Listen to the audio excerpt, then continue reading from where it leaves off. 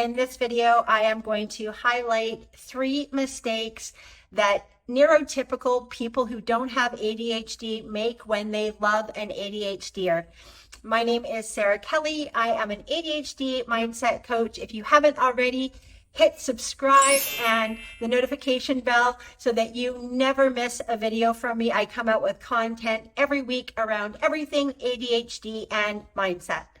And if you are a woman who is late diagnosed with ADHD, or you love a woman with ADHD, I have a free masterclass that goes over the 5 pillars to creating lasting change when it comes to everything mindset, including rejection, sensitivity, dysphoria, emotional dysregulation, negative self-talk, productivity, and so much more. There is a link below this video where you can register for that complimentary masterclass. The first thing that partners of ADHDers might fall into is more of a parenting or a nagging role. Now, sometimes with our executive dysfunctions, with having ADHD, we can be forgetful. We also struggle with motivation because of a lack of dopamine and norepinephrine in our brain. So doing the mundane can be really, really hard. It is not productive to nag your partner or to try to almost take on that parenting role, because let's face it, that is a real romance killer. No one wants to be nagged or told that they are coming up short all through the day and then have that romantic time at night, if you catch my drift. ADHDers struggle with task initiation, task completion, and ordination and organization within our minds of how to do a task, sometimes how to execute. As Russel Barkley mentions, ADHD is not a knowing problem. We know we need to do the thing. It's a doing problem. We struggle with doing it. We also lack dopamine and norepinephrine, and dopamine is that neurotransmitter that creates motivation. We are not as reward based with the dopamine that we get from completing a task as someone who doesn't have ADHD or someone who is neurotypical. So understanding that can really help you understand your ADHD loved one. So the solution, the remedy to this is healthy communication. Talk to your ADHDer about where you're struggling and get curious about where they are struggling. Talking to your partner and not at your partner in a parental or nagging way creates unity. It doesn't break it apart the same way as nagging or parenting someone who is your significant other. Negotiating tasks or things on the honey-do list is a great way to also communicate with your partner in a healthy way. Maybe your partner just doesn't want to do part of a job. For example, with laundry, I'm great at washing it. I hate putting it away. So when I am in a relationship, my partner knows that I will do the laundry and they will put it away. So getting curious about where your partner specifically within a task is having trouble with the execution, where you can pick up the slack in a certain aspect of a task that can make all the difference for your ADHD loved one. Whether you have ADHD yourself and you are going to pass this video on to a loved one, or you are a neurotypical brain listening to this video who loves and is invested in an ADHDer, tell me in the comments how you are going to improve your communication based on understanding a little bit more about the ADHD brain. Liking this video and commenting on it pushes it out to more people in the algorithm so that more neurotypical people can understand their ADHD loved ones. The second thing that I want to talk about is communication with an ADHDer and hyperfocus. As ADHDers, we communicate in a very different way than neurotypical people do.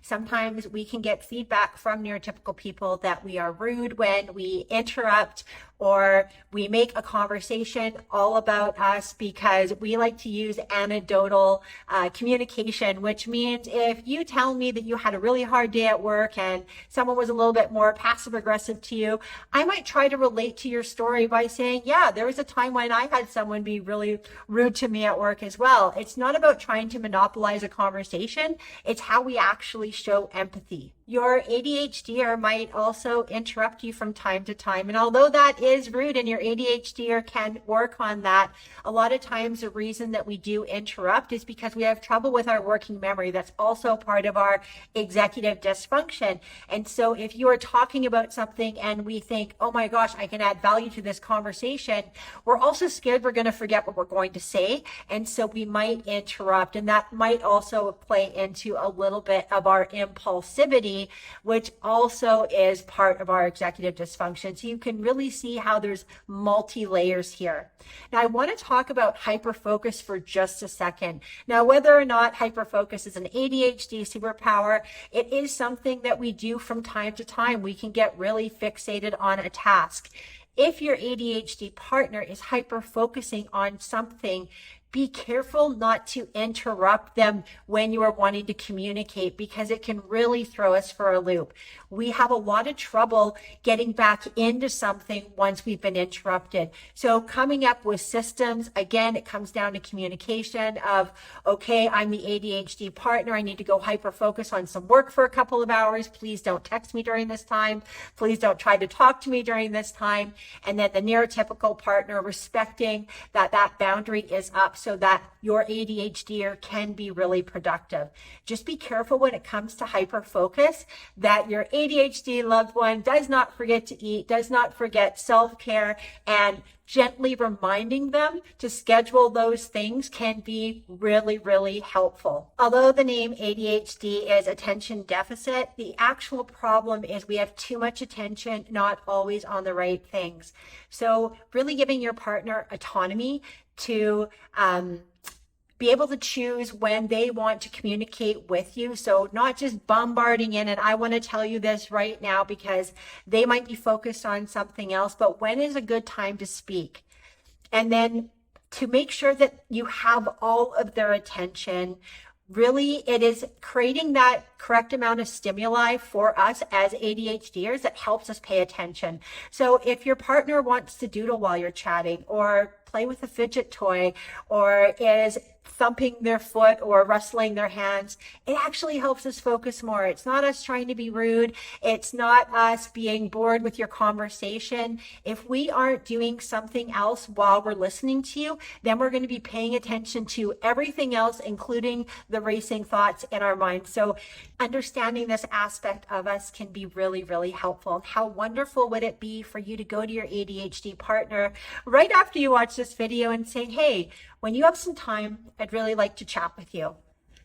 When works for you. And then when it does work for them, ask them, would it help you to doodle or play with a fidget toy or do something in order to pay attention to me more, because I really want to talk to you about something important. And the final mistake that non-ADHDers sometimes make to their ADHD loved ones is a lack of validation in our experience as an ADHDer.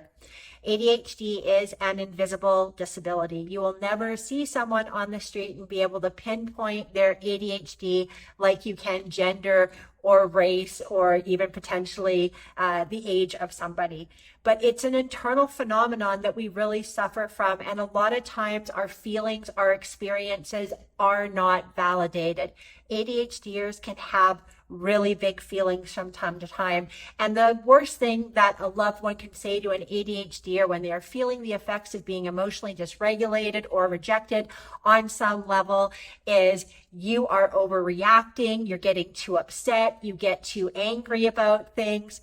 Validating our feelings and our experience can really make us feel loved, and it creates dopamine. Now, I'm not saying if your ADHD partner is so emotionally dysregulated that they are yelling and screaming at you that you should sit there and put up with it. Having healthy boundaries for yourself is so important. You should be able to remove yourself from a situation anytime you are not feeling emotionally or physically safe. This is not about an ADHD or having a hall pass to be abusive. But if I send out a text message to someone and it's not returned, validating that I see that you're really hurt, I see that you're really upset, instead of, oh, you just overreact all the time, is not the right way to do it. Make sure to validate your ADHD. Validation creates connection and closeness. It makes us feel understood and loved. And anytime we are feeling good about ourselves, that also creates dopamine. And if you are an ADHDer who struggles with really big feelings, I have a couple of extra videos linked below this video that you can watch that talk about rejection sensitivity dysphoria and also emotional dysregulation. If you haven't already liked this video yet, please like it and comment what your takeaways are. Hit the subscribe button and notification bell because, as I said, I come out with videos every week on everything ADHD. Thank you so much for listening, and I will see you in the next one.